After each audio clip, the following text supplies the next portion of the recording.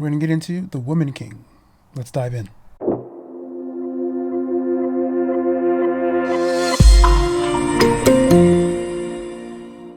This movie was a serious experience for me.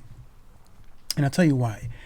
For a couple reasons. So one, I'd been tracking its development since it was announced that they would make this movie. And I seem to recall it, the news breaking about it not long after Black Panther had reached, $1 billion or something like that in box office revenue or something like that. It was around that time. It was clear that Black Panther was a success.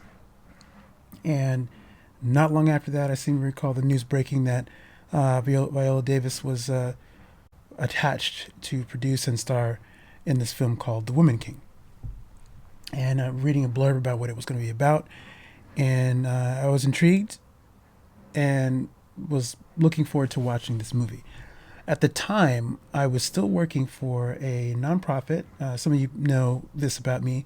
The group worked with women mostly in sub-Saharan Africa and Southeast Asia, fighting to get rid of obstetric fistula, or help women who are suffering from obstetric fistula. And if you don't know what that is, I urge you to look it up, because it is it's an interesting case, and not many people know about it unless you're in that world. And it's a lot of the stories that come out of the areas where women are dealing with this issue. It's powerful, and it still affects me to this day. Some of the stories and stuff that I heard and had to write about.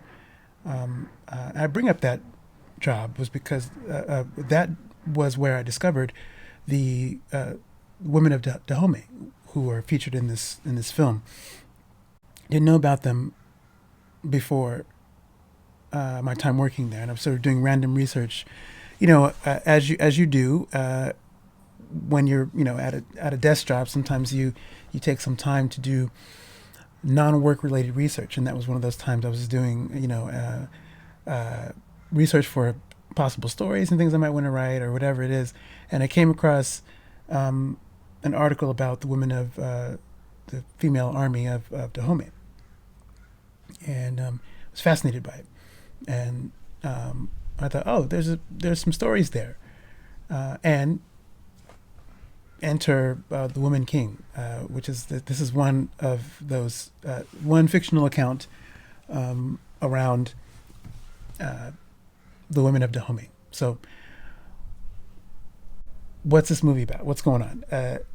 This is a movie, obviously, if you've seen trailers, you might be tempted to think that it's a more real version of Black Panther from the perspective of the Dora Milaje, who are the King's Guard, part of the King's Guard in the Black Panther sort of mythos. And in one way, you'd be right. It's not that far off to think that it's like it's Black Panther, but from a female-centered perspective.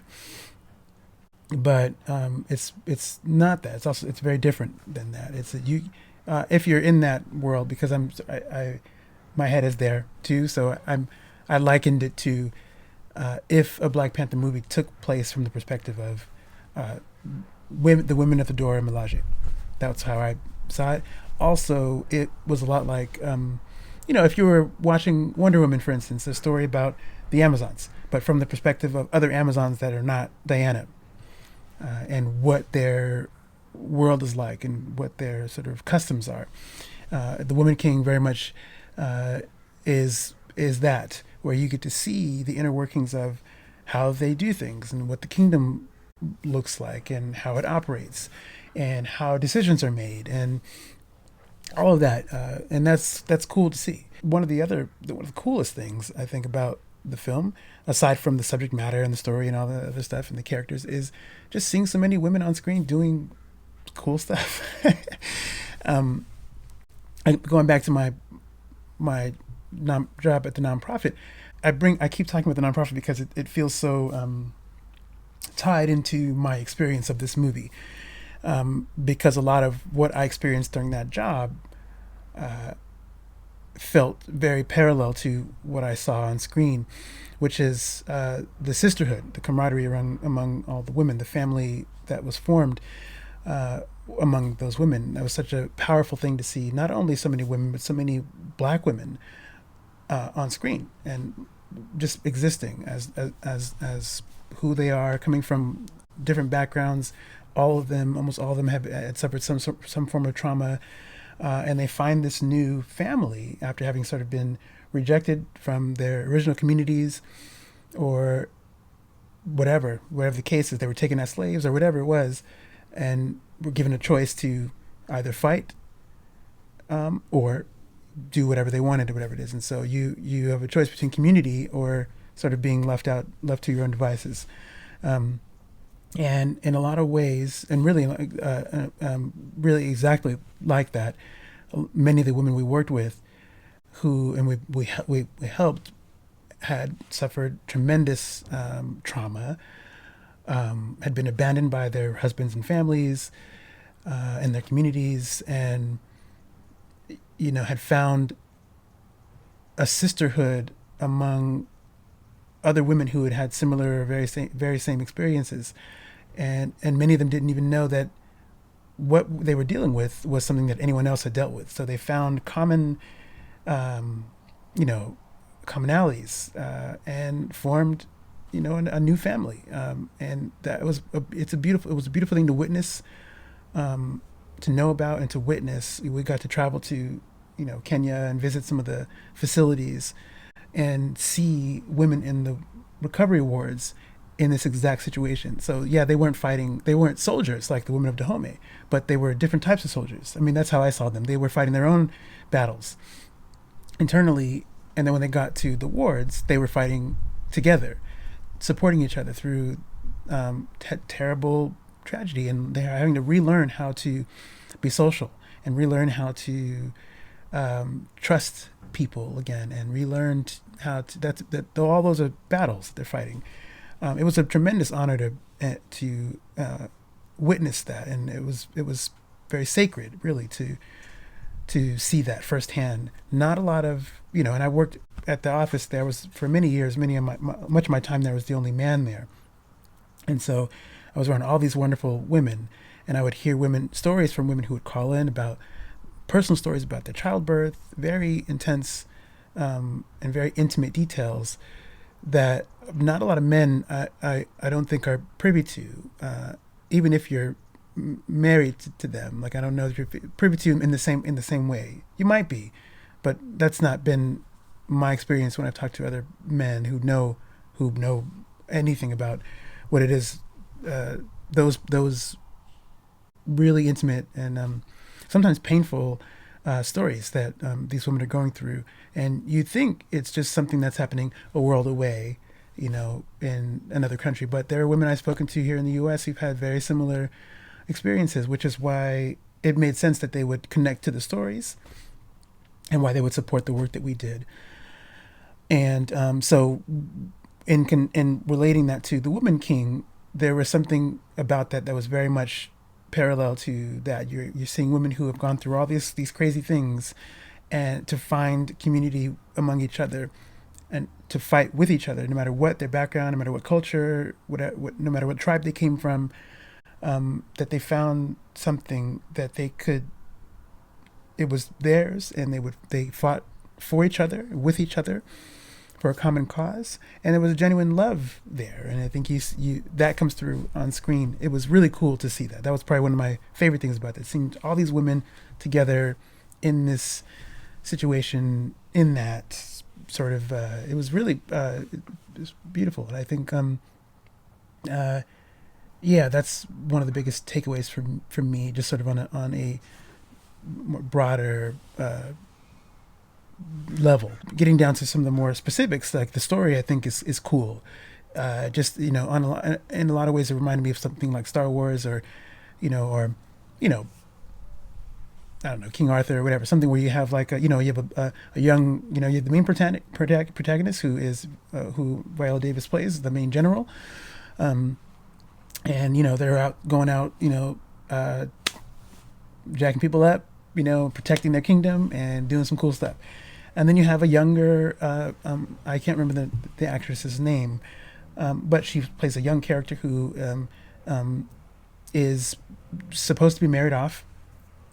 That doesn't work out, and she ends up at the palace doors, and eventually she ends up being trained to become one of the soldiers.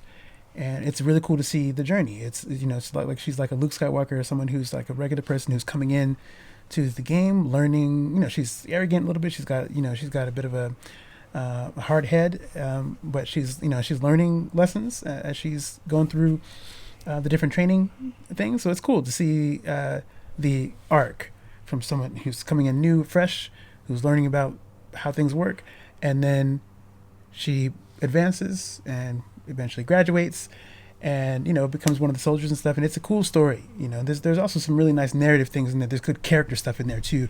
Speaking of that, Viola Davis, we already know she kills everything she's in.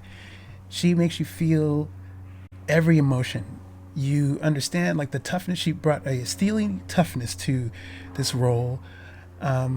You believed her as this general, hardened general who had a tough background. She came from a tough situation, and you don't have to know all the details of her backstory, but just enough to believe that she could claw her way out of some terrible stuff and present as this hardened, individual who's had to do a lot of crazy stuff, frankly, to protect herself and protect her sisters, protect the kingdom she serves.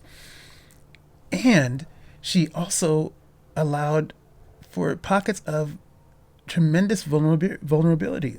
She's good at she makes you feel all the stuff. She's this tough warrior, but not without a heart. And that's one of the most beautiful things about what comes out of this picture. And I think that it's that heart that actually it permeates throughout the film.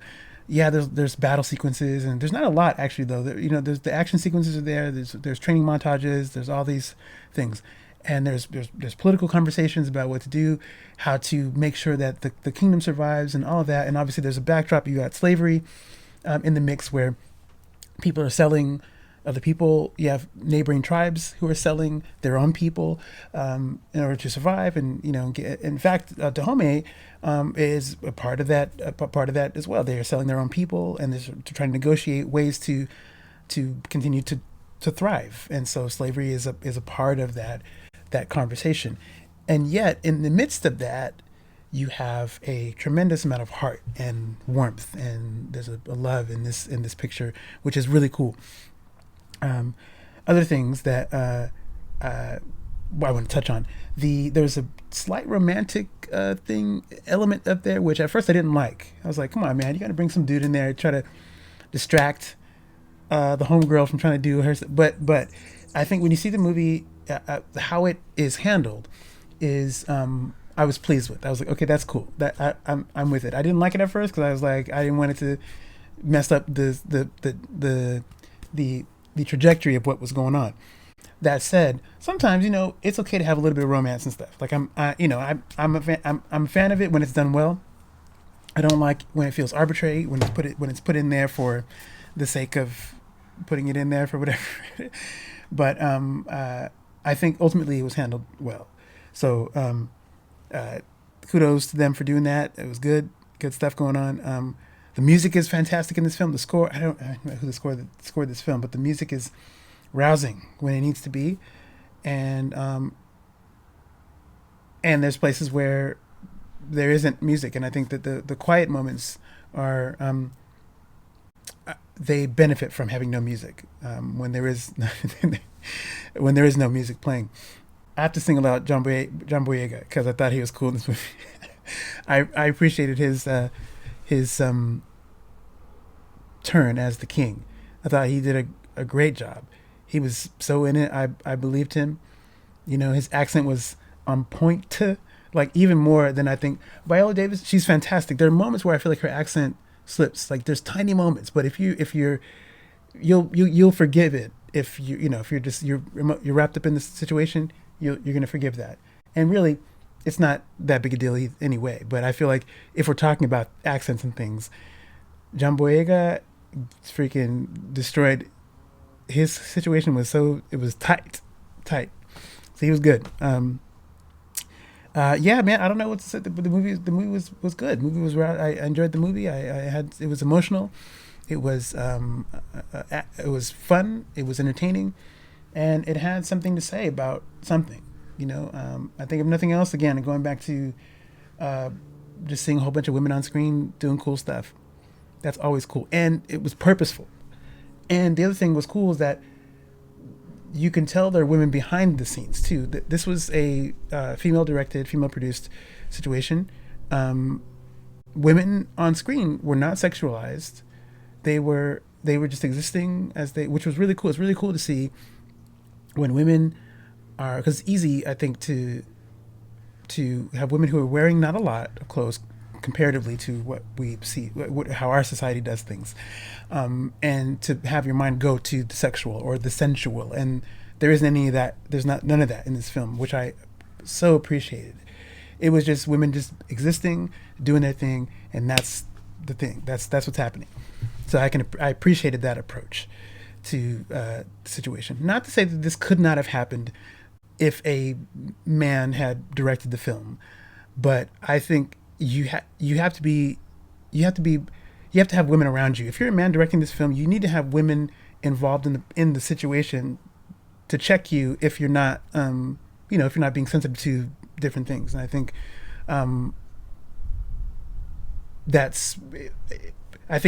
it's cool it went the way it went. The other thing, just as an aside, this is something I'm just talking about just as a I'll note that for me, it's you don't see a lot of blackness on screen like that. I mean, you do now. Like these days, you see it a lot more. But if you're someone like me who's dealt with, over the course of my life, dealt with some moments of sort of self-hatred, not just for myself, but sort of questioning my identity as a black person, being surrounded by media and things as a kid that has been sort of predominantly white focused, white dominated. It's a huge deal to see yourself, your people represented in a way that is not degrading or negative in any way. You see yourself reflected as human. And I think this is what Black Panther did very well. You have people who are doing things, people who are heroes, people who are villains, people who are existing in a way that they're just being humans.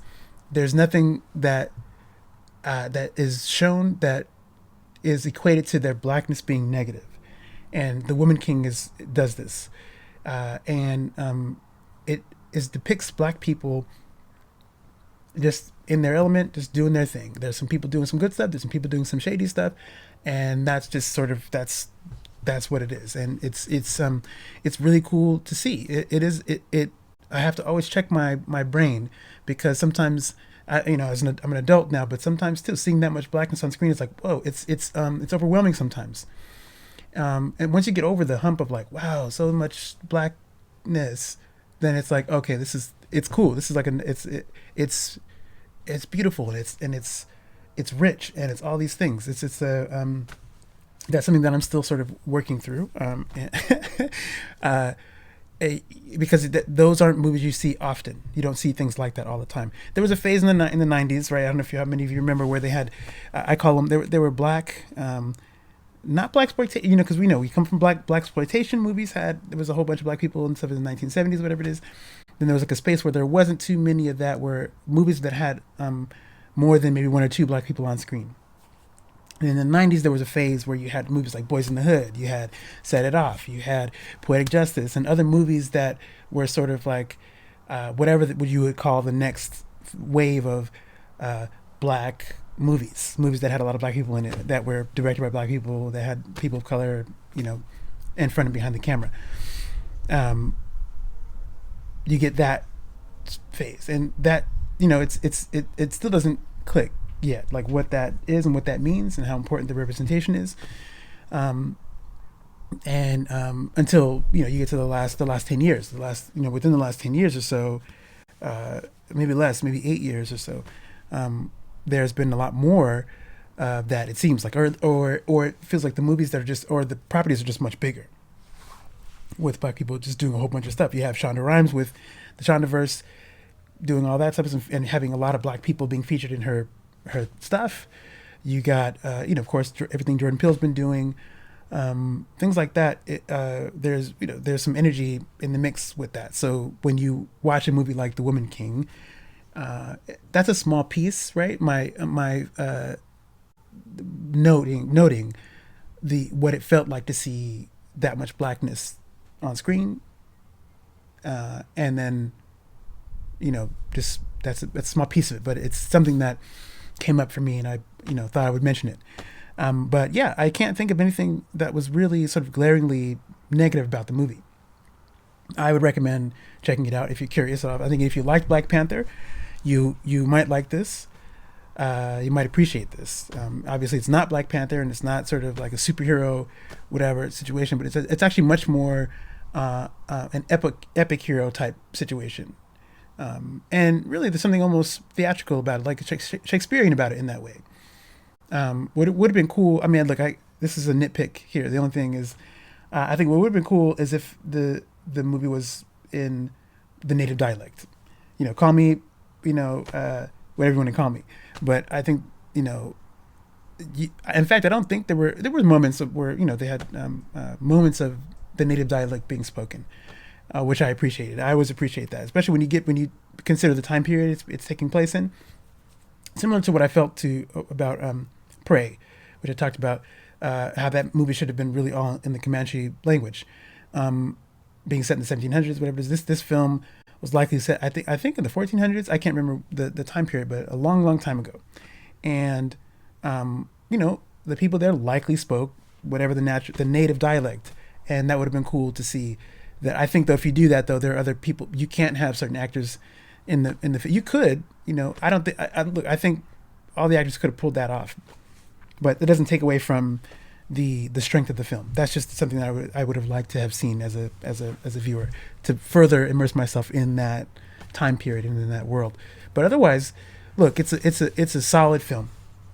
I think if you check it out, definitely check it out, because it was good. Anyway, this was a longer one, but if you've stuck around to the end, thank you. I'll be back with another video. I got some in the queue coming up, so stand by for those.